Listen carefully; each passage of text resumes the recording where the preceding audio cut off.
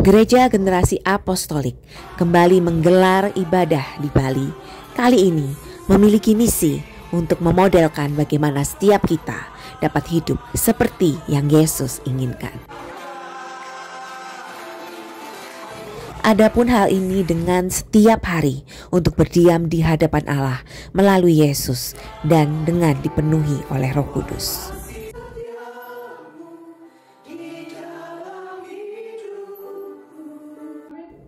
Dan di sini kita semua dapat melihat bahwa hidup untuk selalu dipimpin oleh Roh Allah adalah harga mati bagi setiap orang percaya. Kita betul-betul keluarga Tuhan cuma satu. Kamu dipimpin oleh Roh Kudus atau tidak? Nafas Allah Roh Kudus, maka Anda akan nanggung kesalahan bapakmu, anak Anda nanggung, cucumu akan nanggung.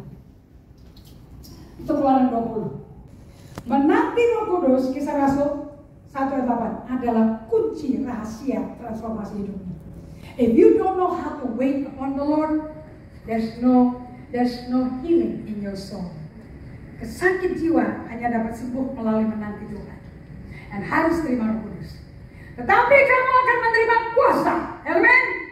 Kalau Roh Kudus turun ke atas kamu. Jadi Kristen tanpa Roh Kudus turun melempem. Gagal ginjal. Untuk 2 bulan terakhir ini saya harus mengandalkan obat tidur.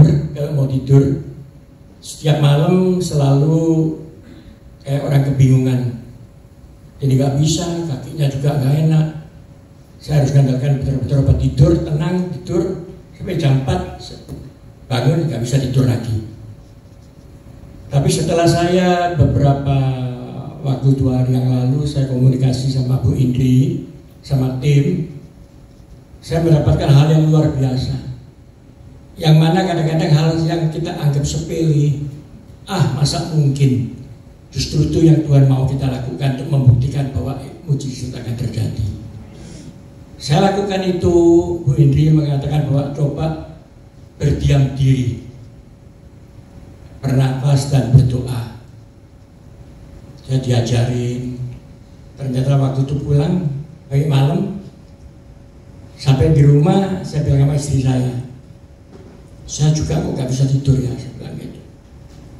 Tapi saya tetap ingat waktu perkataan itu saya lakukan. Saya duduk, saya berdiam diri beberapa waktu, yang mana diajarkan sama ibu bahwa kita menyerahkan semuanya di bawah kaki Tuhan. Yang selama ini saya anggap saya sudah cukup, saya sama Tuhan sudah cukup, ternyata itu salah semua. Saya berdiam diri, kemudian saya berdoa, saya bilang Tuhan ampunin saya mau bertobat. Yang selama ini saya cuma satu arah, saya ke Tuhan aja. Saya gak mendengarkan suara Tuhan, gak menunggu Tuhan bicara. Itu yang saya lakukan. Setelah itu saya berdiam diri, saya coba yang mana diajarin untuk tarik nafas, panggil Roh Kudus untuk masuk dalam hidup kita kembali. Itu saya lakukan beberapa kali, kemudian saya minta sama Tuhan, biarkan apa yang ada dalam kehidupan saya yang jelek-jelek ini Tuhan angkat Tuhan.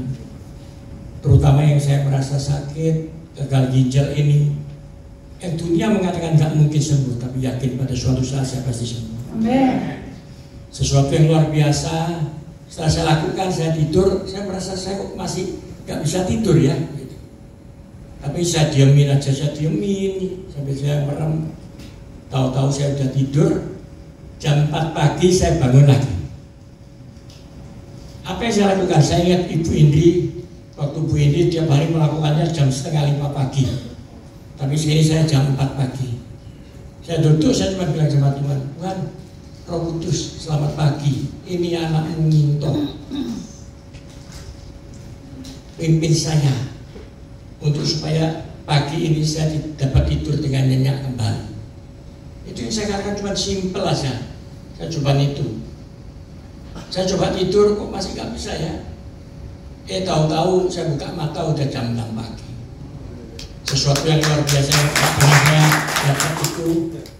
Memang kelihatannya sepele ya. Kalau saya dengarnya semua, kalau ini dikatakan ke orang lain yang tidak mendengar penjelasan dari Bu Indri, Mungkin dia anggap, masa mungkin gitu aja.